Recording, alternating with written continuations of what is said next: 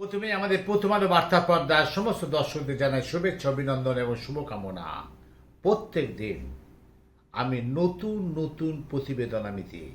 আজকেও ঠিক সেই একই প্রতিবেদন দেব, যেটা শুনলে অবাক হবেন। বলিউডের অভিনেত্রী তড়ি ঘড়ি করে কলকাতা এয়ারপোর্টে এলেন। এসে দক্ষিণেশ্বরের মন্দিরে মা ভবতারিণীর কাছে পুজো দিলেন। কেন, কি ব্যাপার, আসুন জানবো একটু পরে। আমি অমল চ্যাটার্জি। বলিউডের নামকরা অভিনেত্রী তড়ি ঘড়ি করে প্লেনে করে নামলেন দমদম এয়ারপোর্টে।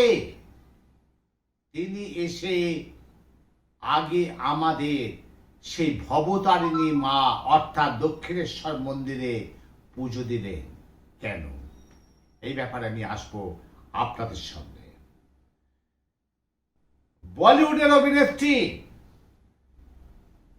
তথা কাজল মা ছবির প্রচারে কলকাতায় এলেন। বলিউড অভিনেত্রী কাজল তিনি সরাসরি এলেন আমাদের দক্ষিণেশ্বরে ভবতারিণী মায়ের কাছে। তিনি পুজো দিলেন, মায়ের মন্দিরের ভেতরে গিয়ে তিনি পুজো দিলেন। আমাদের প্রতিনিধি সেখানে ছিল।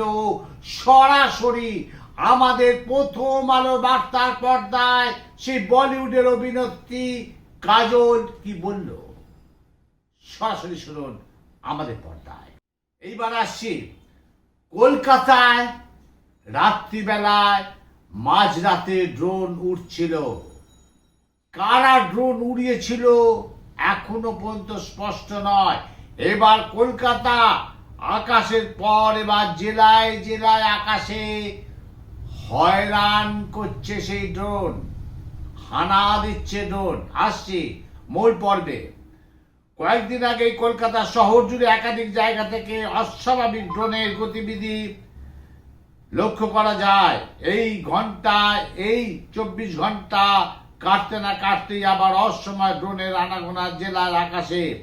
বুধবার গভীর রাতে, গতকাল গভীর রাতে দক্ষিণ 24 পরগনা উপকূলীয় এলাকাবাসী রহস্যময় আলো দেখতে পায়।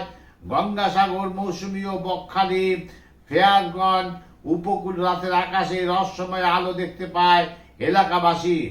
রাত্রির আনুমানিক 12টা নাগাদ রাতের আকাশে হঠাৎ বিভিন্ন রঙের আলো গতিবিধি চোখে পড়ে এলাকাবাসী।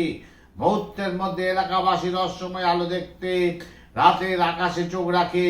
স্থানীয়দের প্রাথমিক অনুমান ড্রোনের আলো, কিন্তু রাতের উপকূলীয় এলাকায় 2 থেকে 3টি ড্রোন রহস্যময় ভাবে ঘোরাঘুরি করতে থাকে। এমনকি গঙ্গাসাগর এলাকায় কপিল মুনির মন্দির ওপর বেশ কয়েকবার কয়েক মিনিট ধরে এই রহস্যময় ড্রোনগুলি দেখা যায়। এই রহস্যময় আলো দেখে এলাকাবাসী রহস্যের আলো ছবি মোবাইল বন্দি করে। গঙ্গাসাগর ছাড়া দক্ষিণ 24 পরগনা উপকূল তীরবর্তী এলাকায় অস্বাভাবিক ড্রোনের গতিবিধি লক্ষ্য করা গেছে।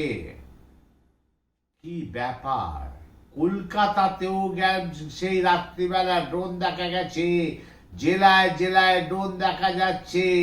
তাহলে এই যে আমাদের দেশের সাথে পাকিস্তানের যে যুদ্ধ হলো, তার কি কোনো পাকিস্তান আবার অন্য ছক করছে? এটাই কি কারণ হতে পারে? আমরা জানবো। আমরা এই ব্যাপারে নজর রাখছি পুলিশ প্রশাসনের সাথে।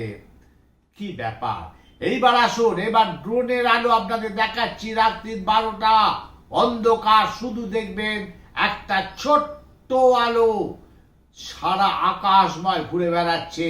আর একজন বয়স্ক মহিলার কাছ থেকে আমাদের প্রতিনিধি কি জানলো সরাসরি শুনুন। সেই বয়স্ক ভদ্র মহিলা আমাদের পর্দায় কি বলল, সরাসরি শুনুন। এইবার আসি গতকাল বাগডোগরায় চা বাগানে চা শ্রমিকদের সঙ্গে আলাপ পরিচয় এবং তাদের ভালোবাসায় আমার হৃদয় সমৃদ্ধ। তারা কতক্ষণ কাজ করেন, কখন কাজে আসেন, সমস্ত খবর নেন রাজ্যের মুখ্যমন্ত্রী মমতা বন্দ্যোপাধ্যায়।